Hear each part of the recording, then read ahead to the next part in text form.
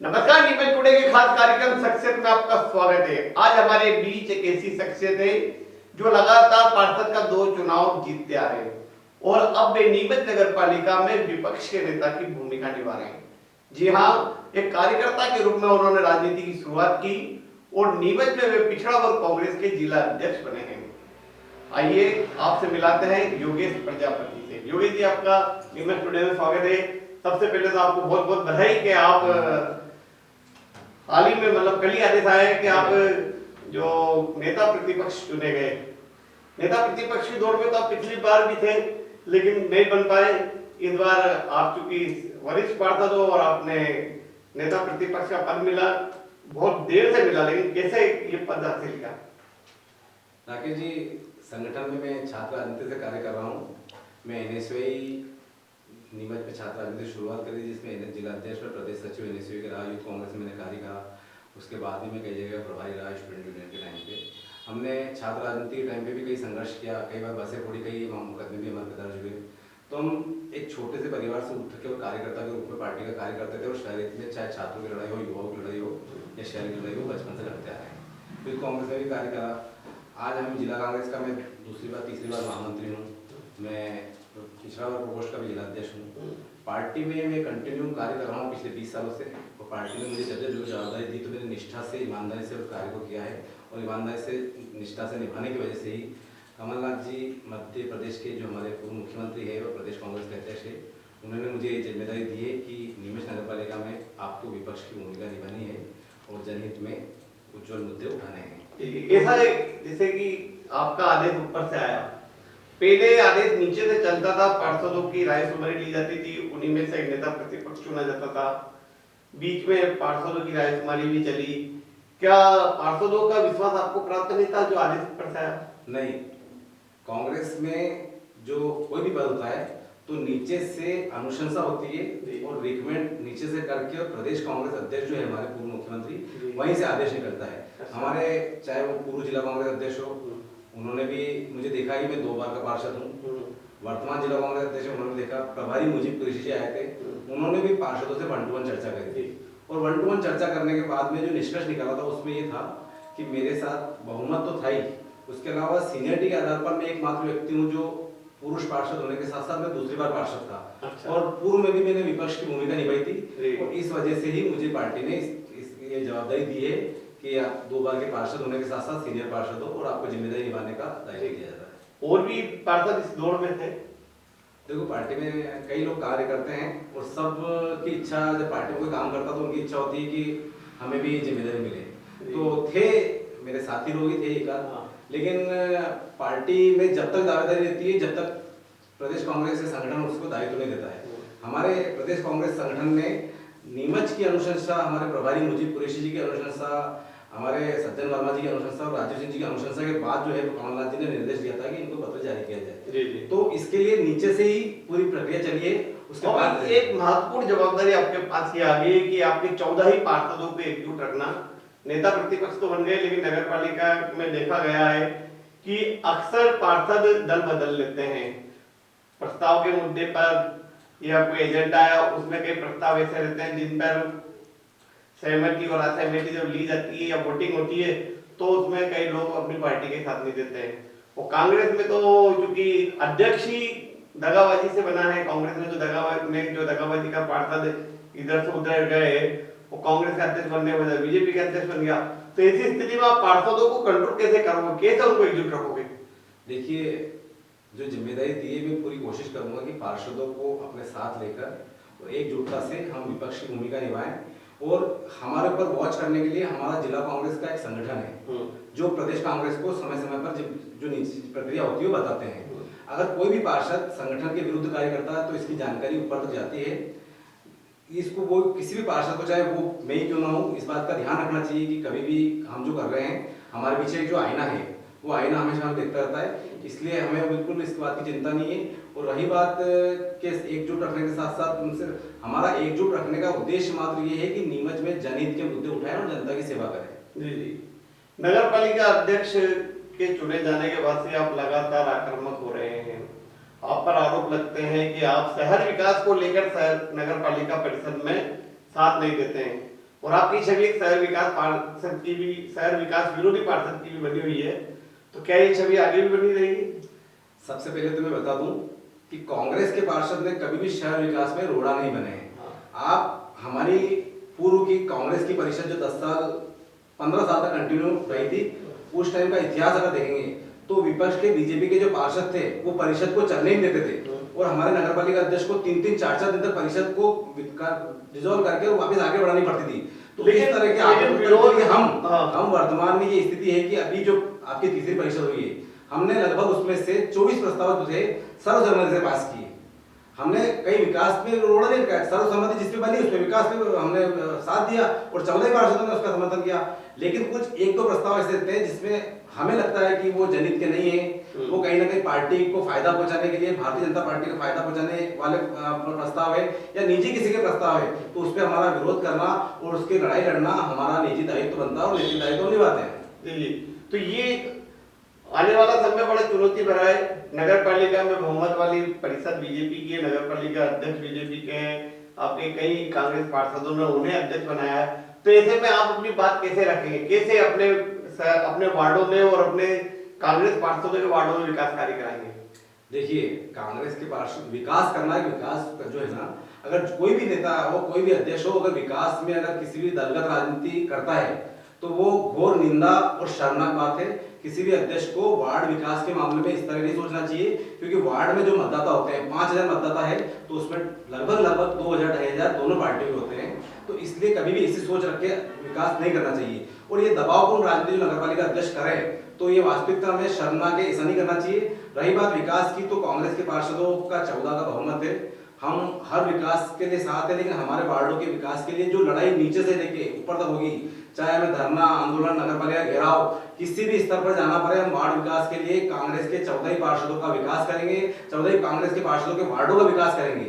और विकास करने के साथ साथ हम भारतीय जनता पार्टी के वार्डों का भी अगर कोई मामला होगा तो उसमें भी हम सर स्वीकार करेंगे कि उनको विकास होना चाहिए। रीजन ये है कि उसमें कोई भाजपा कांग्रेस का वार्ड नहीं हुआ करता है, सिर्फ मतदाता कांग्रेस भाजपा के विचारधारा के होते हैं, जो सब जगह होते हैं लोकतांत्रिक प्रक्रिया में, लेकिन विकास के मामले में हमारा ये रहेगा कि हर वार्ड में विकास हो। जी जी, चलिए अब नगर पालिका के उन मुद्दों की बात करते हैं जिनको लेकर आपसे टकराव होता है। बंगला बगीचा में अब व्यवस्थापन बोर्ड काम कर रहा है, 5000 स्क्वायर फीट तक के प्लाट, छोटे प्लाट उपधारियों को मालिकाना दिया जा रहा है, फिर भी नगर पालिका अध्यक्ष इसमें सुझाव मांग रही है, इस पर आपका क्या कहना है? देखो ना, मैं आज ही नेता प्रतिपक्ष बना हूं, मुझे नगर पालिका अध्यक्ष का सीधा विरोध नहीं करना पड़ेगा, नहीं तो लगता है कि आपने भी बोला कि आपके सभी विरोध के लिए, लेकिन मैं विरोध नहीं करते हुए नगर पालिका अध्यक्ष का सम्मान करता हूं। लेकिन मैं ये बताना चाहता हूं कि किस तरह से जनता को मूर्ख बना रहे हैं, कि सुझाव मांग रहे हैं। आपकी सरकार जो है पिछले 18 साल से वहां पे है, आपने जो है 8 साल पहले जो प्रस्ताव पास करके भेजा था, जो आपकी नगर पालिका भाजपा की थी, उनका प्रस्ताव उन्होंने नहीं माना। उसके बावजूद जस्ट चुनाव के 6 महीने बचे हैं और आप अब सुझाव मांग रहे हो।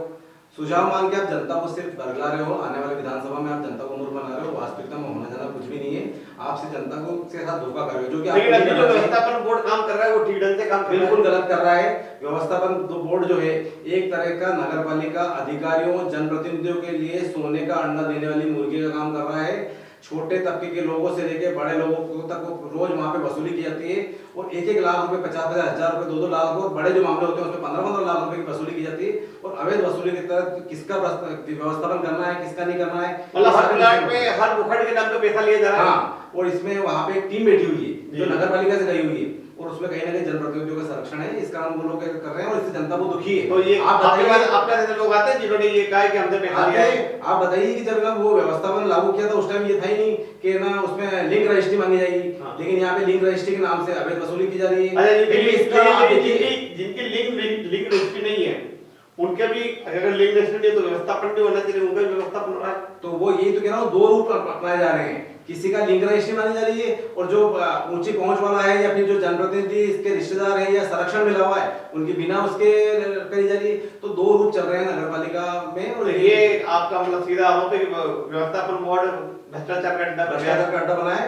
और मैं इसी मामले में नगर पालिका अध्यक्ष को भी हमने पत्र दिया है कि वहां पे जो बाबू लगे हैं उनकी जांच करी जाए। पहली बात तो उनको वापस नगर पालिका में बुलाया जाए और एक 5 लोगों की गठित टीम बनाई जाए कि इस तरह के कोई भी मामले होते हैं तो चाहे वो जनप्रतिनिधियों को बनाया जाए, पार्षदों को बनाए, चाहे भारतीय जनता पार्टी के पार्षदों को बनाए, कांग्रेस के पार्षदों को साथ मिले और ये सब देखेंगे इसमें क्या क्या भ्रष्टाचार हो रहा है, क्योंकि जनता ने बहुत विश्वास के साथ में आपके साथ दिया है। और आप देखिए कि बंगला बगीचा वासियों ने अभी भी वर्तमान में भी भारतीय जनता पार्टी पे विश्वास किया। 1 नंबर से लेकर 21 नंबर तक कांग्रेस का बहुमत बन चुका था, लेकिन 21 नंबर के बाद में भारतीय जनता पार्टी का बहुमत इसलिए बना कि वहां पे बंगला बगीचा के लोग रहते हैं। उनको विश्वास था कि इन्होंने विश्वास ये किया था कि उन्होंने बोला था कि हम पहली परिषद में बंगला बगीचा का प्रस्ताव लाएंगे। आप देखिए नगर पालिका उपाध्यक्ष को पहली परिषद से विरोध करना पड़ रहा है, लेकिन उसके बाद भी प्रस्ताव नहीं लाया गया। तो इस तरह से विश्वासघात नगर पालिका। चलिए ये तो क्या एक बहुत बहुत चर्चित मामला दुकानदारों का है। हाट मैदान में 15 दुकानदारों ने राज्य शासन तक यह केस लड़ा और राज्य शासन ने उनके पक्ष में फैसला दे दिया। उसके बाद में उसको विधिक राय को दे दिया गया। इस मामले में आपका रुख क्या है? देखिए इसमें सीधा सीधा रुख है कि अगर शासन ने कोई नगर पालिका के खिलाफ आदेश दिया है तो आपको या तो शासन का आदेश मानना चाहिए, और शासन का आदेश नहीं मानो तो आपको उसके लिए अपील हाईकोर्ट में करना चाहिए।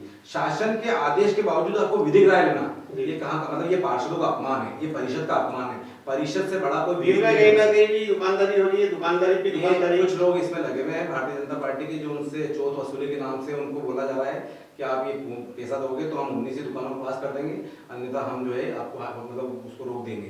तो एक तरह से दोहरा रूप है। अगर नगर पालिका जनता का फायदा चाहती है और शासन का आदेश मानती है तो उन सबको मतलब 15 दुकानदारों को दुकान देती है और 4 दुकानदारों की दुकान निकालती।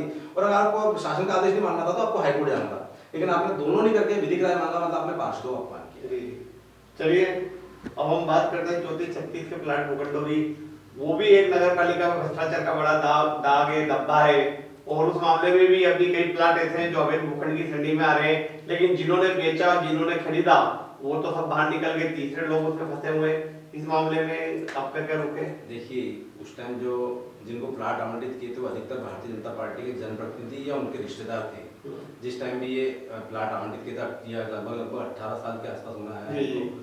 आप देखिए कि उसके बावजूद इस पे आज तक जांच चल रही है। अधिकारियों को दोषी थे, अधिकारियों को बरी कर दिया गया। लेकिन आप सबसे बड़ी बात देखिए कि 34-36 में कुछ लोग जो है वहाँ पे अवैध रूप से निर्माण कर लेते हैं, उन पे कोई कार्रवाई नहीं होती है।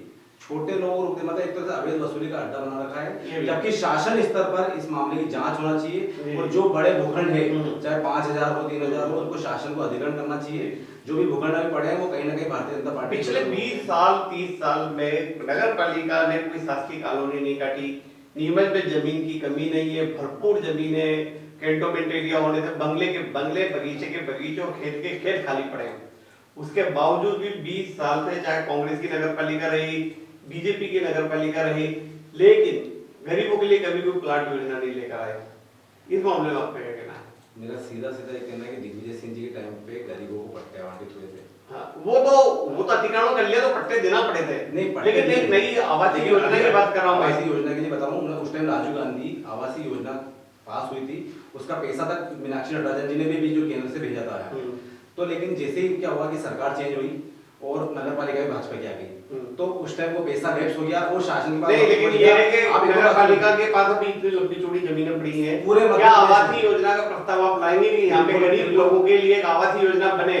प्रधानमंत्री आवास योजना के नाम से जनता को मूर्ख बनाएगा, ये सीधा आपको दिखता है कि वहाँ पे प्रधानमंत्री आवास योजना की जगह थी, उसको सरेंडर नगर पालिका ने कर दिया। मेडिकल कॉलेज में बोलते हैं मेडिकल कॉलेज खोलना वो कमलनाथ जी ने दिया है, और वो अच्छी बात है कि मेडिकल कॉलेज खोला गया। लेकिन आपको जो यहाँ की गरीब जनता है उसके लिए प्रधानमंत्री आवास योजना के लिए भूखंड आवंटित करने के लिए आपको पहले जगह सिलेक्ट करनी थी कि जगह पे करा जाएगा, लेकिन आपने योजना ही सरेंडर कर दी। तो इस तरह से आम जनता को और गरीब लोगों को धोखा दिया। 100 लोग भटक रहे हैं, उनके 40-40 हजार रुपए वहाँ जमा है। उन्हें ऐसा कहना है कि नगर पालिका अध्यक्ष हमारे कार्यक्रम में आई थी, उसमें उन्होंने कहा था कि हमने ना पास में एक जमीन चिन्हित कर रहे हैं जो 150 प्लाट 150 क्वार्टर तो दे ही रहे प्रधानमंत्री आवास योजना वाले। उसके बाद जो शेष लोग बचे उनको पास में जमीन चिन्हित करके उनके लिए नए क्वार्टर बना रहे हैं। ये सरासर झूठ है। नगर पालिका अध्यक्ष अपने ही प्रधानमंत्री का अपमान कर रहे हैं कि एक तरफ हमारा देश के प्रधानमंत्री जी बोलते हैं कि 2023-24 तक हर घर को मकान मिल जाएगा, हर गरीब को आवास योजना पूरी होगी, लेकिन मात्र 145 लोगों को भूखंड आवंटित भी नहीं हुए, बन रहे हैं वो। तो जब 5 साल में शहर में 2 लाख की पॉपुलेशन में 145 लोगों का भूखंड बनना, ये साफ साफ दर्शाता है कि किस तरह से झूठ का पुलिंदा नगर पालिका में पूर्व परिषद के टाइम पे तो फिर भी बने, लेकिन वर्तमान परिषद ने इस बारे में सोचा ही नहीं। लेकिन हम कांग्रेस के 14 ऐसा एक बड़ा आरोप ये भी लगता है पार्षदों पर कि पार्षदों को मेरे ख्याल से अभी इस साल से 3000 रुपए महीना और 500 रुपए बैठक भत्ता ऐसा कुछ रहेगा। लेकिन कई पार्षद नगर पालिका में जाते हैं और ठेकेदारों से एडजस्टमेंट हो जाता है, वो फिर अध्यक्ष हो, सीएमओ हो, जैसा भी हो, तो सबकी बंदी बन जाती है 10,000 रुपये महीना, 5,000 रुपये महीना। आपके पार्षदों के लिए वैसे प्रयास हो रहे हैं क्या? देखिए, हम लोग जो है ठेकेदारों का जो गलत कार्य होते हैं उसका पूर्व परिषद से विरोध कर रहे, तो आज भी विरोध कर रहे हैं। आप देखिए कि जो मनोज धाकर ठेकेदार है उसने जवाहर नगर की रोड, टीचर्स कॉलोनी की रोड, स्टेशन रोड की खराब बनी। हमने शिकायत ऊपर तक करी, आज तक शिकायत चल रही है, लेकिन उसके बाद भी भुगतान हो जाता है, भुगतान हो जाता है, लेकिन जांच चल रही है। उसका कारण मात्र है कि कहीं ना कहीं उसको भारतीय जनता पार्टी का संरक्षण है, ऐसे ही अन्य ठेकेदारों को है। तो कहीं ना कहीं हमारा कहना है कि नगरपालिका अध्यक्ष को कमीशन खोरी जो नगरपालिका में चल रही है, जो पहले 10% के आसपास सुना जाता था, अभी उसको 20% तक कर दिया गया है। अगर नगरपालिका अध्यक्ष कमीशन खोरी को बंद कर देगी तो शहर में जो अच्छे विकास कार्य हो रहे हैं वो अच्छे होने लग जाएंगे, घटिया निर्माण बंद हो जाएगा। जब घटिया निर्माण बंद हो जाएगा तो ये जो चोर वसूली ये अपने बंद हो जाएगी। लेकिन कहीं ना कहीं नगरपालिका अध्यक्ष के संरक्षण में ठेकेदार बनाते हैं। क्या आपका शहर विकास को लेकर क्या विजन है? नेता प्रतिपक्ष के नजरिए से क्या देखते हैं नीमच शहर का विकास किस तरह से होना चाहिए? हम नगरपालिका अध्यक्ष से शहर विकास के लिए जहां जहां भी जरूरत पड़ेगी हम उनके साथ बैठेंगे। शहर विकास में अच्छे मुद्दों पर हम उनके साथ रहेंगे, चर्चा करेंगे। जो गलत मुद्दे होंगे, जनहित के विरोध के होंगे या किसी को फायदा पहुंचाने के उसका विरोध करेंगे। लेकिन सबके बावजूद नीमच शहर का कैसे विकास हो इसके लिए हमें अध्यक्ष के पास जब जब भी जाना होगा, जब जब कोई बात करनी होगी तो हम करेंगे। हम कभी भी इस तरह की विचारधारा नहीं रखते। कोई खाका या कोई विजन तैयार किया आपने किस तरह से? हमारा विजन ये है कि नगरपालिका में सबसे पहले तो जो पूर्व में प्रधानमंत्री आवास योजना के नाम से जो लोगों ने 40,000 रुपये जमा करा के उनका सबसे पहले उनको भूखंड मिलने के लिए योजना बने, उसके लिए कोई चयनित भूखंड जमीन हो जहाँ पे उनको मिल सके। उसके बावजूद नीमच में कई गरीब लोग हैं जिनको भी भूखंड की व्यवस्था हो। उसके अलावा नगरपालिका में सबसे बड़ी बात यह है कि जो अभी एक तरह से पार्षदों को सम्मान नहीं मिलता है, तो इसके लिए हम कोशिश करेंगे कि पार्षद वहाँ पे जनता का जनप्रतिनिधि चुन के आता है तो उसको सम्मान मिले और जनता की लड़ाई वहाँ कैसे लड़ पाए, इसके लिए हम मांग करेंगे कि पार्षदों को पूरा सम्मान मिले। क्योंकि अध्यक्ष ने कहीं ना कहीं इसको जो है प्राइवेटीकरण करने की कोशिश करी है, इससे पार्षदों का अपमान होता है, पार्षदों को काम नहीं हो पाता है, अधिकारी उनकी सुनते नहीं। तो ये योजना रहेगी कि अधिकारी सुने। उसके साथ साथ शहर में कहाँ कहाँ कोई अच्छी योजना आ सकती है उसके लिए हम तैयार रहेंगे। जी जी, तो बहुत बहुत धन्यवाद योगेश जी, आपने नीमच टुडे के खास कार्यक्रम सक्सेस में अपनी बात रखी। आपको पुनः बधाई कि आप नीमच नगर पालिका के नेता प्रतिपक्ष चुने गए, और इसी आशा और विश्वास के साथ कि आप अपनी बात परिषद में जोरदार तरीके से रखेंगे और जिन मुद्दों के लिए आप लड़ाई लड़ रहे हैं उन मुद्दों के लिए लड़ते रहेंगे और नीमच शहर के विकास में सहभागी बनेंगे। बिल्कुल राकेश जी, धन्यवाद। तो आप थे योगेश प्रजापति, नीमच नगर पालिका के नेता प्रतिपक्ष, जो आज हमारे खास कार्यक्रम में आपसे रूबरू हुए। अगली बार फिर मिलाएंगे किसी अन्य हस्ती से। नमस्ते।